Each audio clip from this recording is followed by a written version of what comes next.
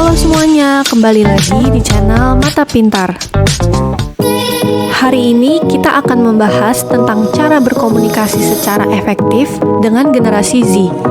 Dan ini juga akan berguna jika kamu berada dalam posisi mengelola Gen Z juga.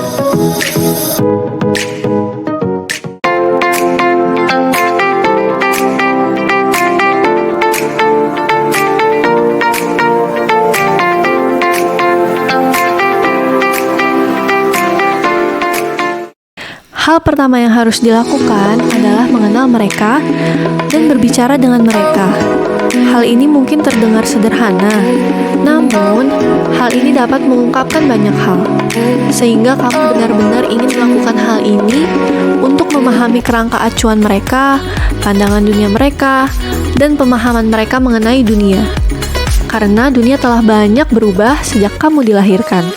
Jika kamu sendiri bukan dari Gen Z, maka ada banyak hal yang bisa dipelajari dari generasi ini.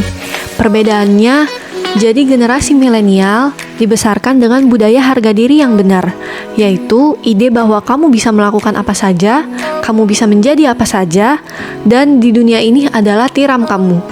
Sedangkan Gen Z dibesarkan dengan mentalitas menang atau kalah. Jadi, hal ini membuat mereka benar-benar memperjuangkan apa yang mereka inginkan dan tidak berpuas diri dengan cara apapun dan menjadi sangat kompetitif karena sekali lagi ada yang menang dan ada pula yang kalah dalam hal mentalitas. Yang kedua, mengetahui preferensi komunikasi mereka. Bagaimana cara mengetahui hal tersebut? Maka percaya atau tidak, jika kamu bertanya kepada Gen Z, mayoritas orang akan mengatakan bahwa metode komunikasi utama mereka atau metode pilihan mereka bukanlah SMS. Mengejutkan bukan? Karena kita memiliki pemahaman bahwa orang-orang selalu menggunakan ponsel mereka akhir-akhir ini, terutama Gen Z. Tetapi sebenarnya komunikasi yang disukai oleh Gen Z adalah tatap muka. Dalam pengaturan ini juga termasuk video, sehingga tidak hanya interaksi tatap muka langsung yang mereka miliki, tetapi juga interaksi virtual online di mana mereka dapat melihat orang tersebut.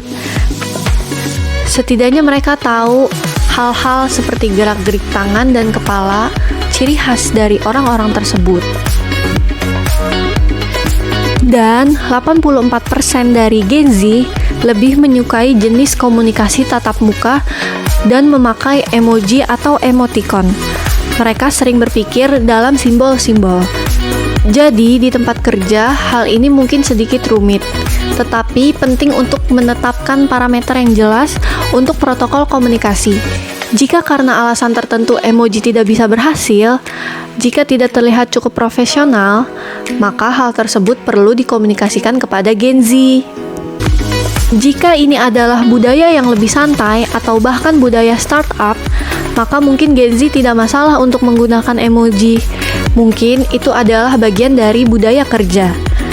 Hal ini benar-benar tentang menetapkan parameter yang jelas untuk protokol komunikasi dan agar semua orang yang memiliki pemahaman yang sama mengenai cara berkomunikasi yang benar. Yang ketiga adalah biarkan Gen Z mereka yang memimpin percakapan, yaitu percakapan tentang keragaman dan inklusi. Mungkin kamu perlu memperluas definisi keragaman kamu sendiri. 48% dari Gen Z adalah multikultural dan juga merupakan generasi kulit putih terakhir. Jadi, pastikan kamu menyamakan persepsi tentang keragaman karena definisi kamu mungkin terlalu terbatas bagi Gen Z. Hal ini juga dapat mencakup hal-hal seperti tes kepribadian, minat, hobi, zodiak, angka enneagram, love language, dan sebagainya. Semua ini berada dalam keragaman dan inklusi, sehingga ini benar-benar tentang menyertakan semua elemen yang berbeda. Dan kita harus menyadari bahwa keragaman antara milenial dan Gen Z itu memang ada. Yang keempat, memberikan feedback dalam hal tertentu. Ada banyak nuansa dalam hal ini. Setiap generasi berbeda dalam hal bagaimana mereka mengharapkan untuk menerima umpan balik dan bagaimana mereka akan menerimanya. Jadi, jika kita kembali ke generasi baby boomer, generasi tersebut lebih terbiasa menerima umpan balik yang lebih formal. Misalnya, untuk membahas kinerja dan gaji, itu tidak akan sering terjadi di tempat kerja. Mungkin terjadi sekali atau 2 kali setahun seputar tinjauan kinerja dan kenaikan gaji. Kemudian, gen milenial bergulir dan mereka ingin tinjauan kinerja, diskusi gaji dipisahkan. Tidak hanya disatukan dalam satu pertemuan, mereka juga ingin mendapatkan lebih banyak umpan balik sepanjang tahun, tidak hanya sekali atau 2 kali. Tapi, bagi Gen Z, mereka tidak terbiasa mendapatkan umpan balik yang buruk atau kritik yang membangun. Jadi, Gen Z perlu lebih mudah menerima umpan balik. Ketika kamu memposting sesuatu di media sosial, pasti kamu langsung mendapatkan like, komentar dalam beberapa menit atau bahkan beberapa jam setelah memposting. Tidak heran, generasi Z, mereka tumbuh dengan media sosial, mereka esensi sejati dari digital native, dan tidak heran jika cara mereka menerima feedback juga ingin cepat dan instan. Mereka ingin mendapatkannya secepat mungkin, sehingga banyak yang berkaitan dengan budaya media sosial. Memberikan mereka feedback secara langsung dan dukung pernyataan kamu dengan mengatakan mengapa, itu karena mereka akan meminta kamu untuk menindaklanjutinya. Gen Z tidak hanya akan duduk di sana dan menerima kritik kamu. Mereka akan menantang kamu untuk membuka percakapan, untuk berdiskusi, dan apa yang mereka harapkan juga kamu lakukan saat kamu memberikan feedback adalah memberi mereka kesempatan untuk berbagi feedback dengan kamu. Kita lanjut di poin yang kelima, ada the need for speed.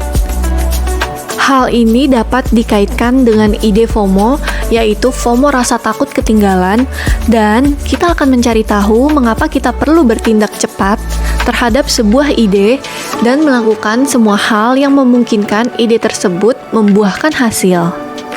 Jadi, tantangannya adalah jika seseorang dari Gen Z benar-benar ingin segera menindaklanjuti sebuah ide, mereka mungkin akan tergesa-gesa dalam menyusun strategi, atau bahkan tidak menyusun strategi sama sekali. Dan bisa juga mereka mengeksekusinya sebelum ide tersebut siap untuk dieksekusi, di mana ada rasa takut kehilangan kesempatan, dan hal ini terkait dengan rasa takut membiarkan orang lain mengambil ide itu, atau membiarkan orang lain bertindak berdasarkan ide tersebut. Tapi masalahnya adalah, kadang-kadang mungkin tidak ada strategi yang cukup untuk terlibat sehingga penting untuk kita mendiskusikan ide tersebut, atau mungkin bahkan membiarkannya meresap, atau bahkan merenungkannya. Teruntuk Gen Z, walaupun kalian kreatif dan inovatif, tetapi jangan disepelekan ya. Harus memikirkan segala keputusan dengan benar dan jangan tergesa-gesa. Lanjut di poin yang terakhir, yaitu poin yang keenam, adalah perpaduan antara work-life blend. Hal ini bukan lagi work-life balance yang sudah ketinggalan zaman dalam banyak hal.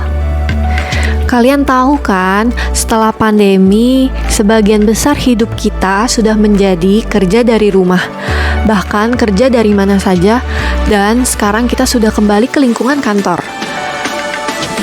Dan banyak di antara kita yang sudah menggunakan sistem hibrida.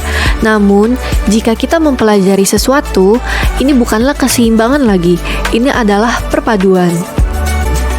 Jadi, jika kamu ingin benar-benar tahu tentang berkomunikasi secara efektif dengan Gen Z, kamu harus mengalihkan fokus dari apa dan kapan pekerjaan selesai menjadi fokus pada kinerja dan hasil. Tapi tunjukkan kepada atasan kinerja pemerintah, tunjukkan kepada atasan hasilnya yang benar.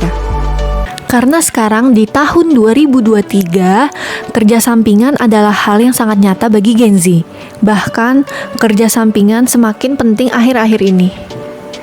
Nah, kerja sampingan mungkin juga menjadi bagian dari jadwal mereka.